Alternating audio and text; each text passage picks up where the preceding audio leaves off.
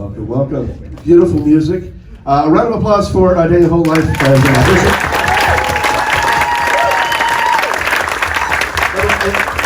Daniel, I think you got the gig, so I think you can stop auditioning now. You got it. You're good. You have succeeded. So everybody, tell everybody who everybody is. Starting with you. And can you hear me? Because I know this mic. Yeah, you do have to speak right next to the microphone. Okay. How about now? Good. Yes. Okay. Good. We have Kialil Sabalos, also known as Kumu, because we'll have you say the name of your hula halal later, because I'll mispronounce it. I think you know Daniel Ho. I'm the producer director who Daniel graciously said, I'll talk to you a little bit about what it means to be a professional musician on another project I was working on. I thought it was 20 minutes out of a very talented, hardworking person's time, but I still said, I'll do a quick warm-up question or two. And my second warm-up question to Daniel was, so can you imagine your life without music? And his answer made me have the guts to call him a week or two later and say, if you ever have the time, I'd love to do a full-length documentary. I don't think Tia needs much of an introduction. Tia Pereira here, because I've known Daniel a long, long time, and I know he's a musical genius from day one. He was like 14 years old doing the charts for the entire jazz orchestra at St. Louis High School, and I was the chick singer that auditioned from Sacred Hearts Academy School down the street.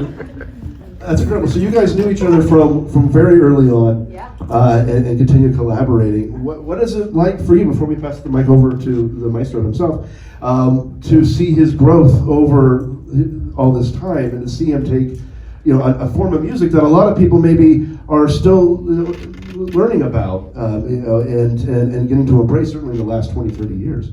What is it like for you to see him on that journey? Well, I was dazzled by his talent from the beginning, because who sees a teenage kid just like Schroeder behind the piano, just like, and whatever instrument he picked up, he was playing it, he was writing the charts for everybody else to play their stuff correctly too, and like telling me how to sing it so that I got it right. he hears stuff like so specifically, and then to see his constant curiosity and growth, creating new instruments that didn't exist before. I mean, he never stops. And he's growing and evolving, and I'm so happy to be here for it. And for you, as you get inspired by having this question that you ask him that then opens up a universe of possibilities, what was the process of making the film and putting it together for you, and why did it, what's your connection to music? Like, where does that love come from? Does playing drums in high school band count? Yes, it does. Have you played with Daniel? Not yet. It took, not to discourage any documentary filmmakers out there, the first time I met Daniel and the first time we filmed was the end of 2017. So 7 years later. Is that when the whole film was put together?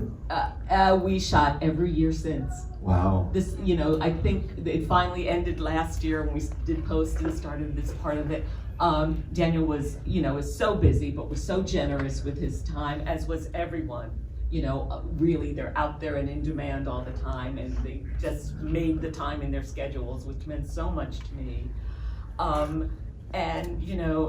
Everybody, but Daniel and Lydia especially, just opened their home to me. I'm like, Uncle George told me in his interview, you make the world's greatest chili. So can I come over for dinner one night and you'll make me chili? And they said, okay. Well, that's wonderful. I love that. That's a stressful thing. So congratulations on finishing and being able to tell Daniel's story. I want to ask you some questions. I am doing a documentary and I got people in it. But I don't ever ask them this question. What was it like having somebody ask you a ton of questions about your life and open up your heart to a camera and for the world to see? Like, what was that like for you? Was it revealing? Yeah. It was very revealing, and I'm so grateful to Anne. I've said a lot of things that would be completely embarrassing, and she kept the embarrassment to a minimum. I don't give anything to be embarrassed. But it was, I know everyone here has a wonderful story to tell, something we can all learn from, and I'm really grateful for this opportunity. And thank you so much for allowing me to share a little bit about my background, and also Tia and Kumu and Pepe and everyone here who's been a part of it, of my life and journey. So thank you. And have you taken any time to do nothing? I can't. I love making things, whatever it is. It's like you know, for those who are filmmakers, I don't know about you, but I know I don't feel comfortable unless I have a camera in my hand and I'm able to, you know, to tell my thing through the thing, even if it's just Instagram or Facebook on a daily basis. And I understand that from a musician standpoint, you know, seeing you with the shaker in the car, that's fantastic. Like, you're doing remixes of everybody's music as you're adding into it. So what is next for the film, and where are you going from here? And also, do you have any more music? Oh yes, well, Tia Kerr and I are going on tour in 2 days on Tuesday for 3 weeks of the West Coast. With Uncle George Kapumoku and Kumukiali'i Sabalos and Halahulakiali'i Onalani, and I are doing Disney Festival of Holidays for the end of the year. Okay.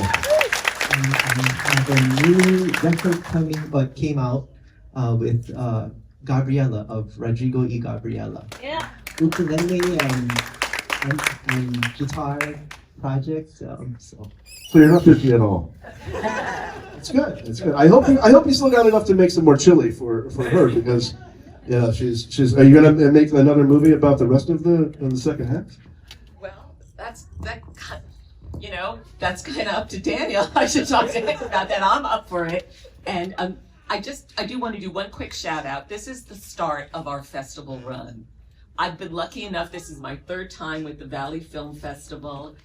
Tracy Adley created this festival 25 years ago. She has consistently supported the local business community, the local filmmaker community, the international filmmaker community for 25 years. This is their last year as a conventional film festival, but it will be morphing into something new and exciting. David Krause, who was the producer, kept us all updated, all informed, and held our hands and sent me a little message every day. I hear from Simple DCP you haven't turned in your file. So thanks to them both and all the wonderful Valley Film Festival. Big round of applause for Tracy and the team at Valley Film Festival. You know, after you guys can come down and take photos between our screenings here, there will be an award ceremony here after the next set of screenings, the last set of screenings tonight, and then we're all going to Player One, or Ready Player One, to celebrate independent film. And thank you all for giving your attention to these wonderful films, and for documentary filmmaking especially. So another round of applause for all of our films tonight.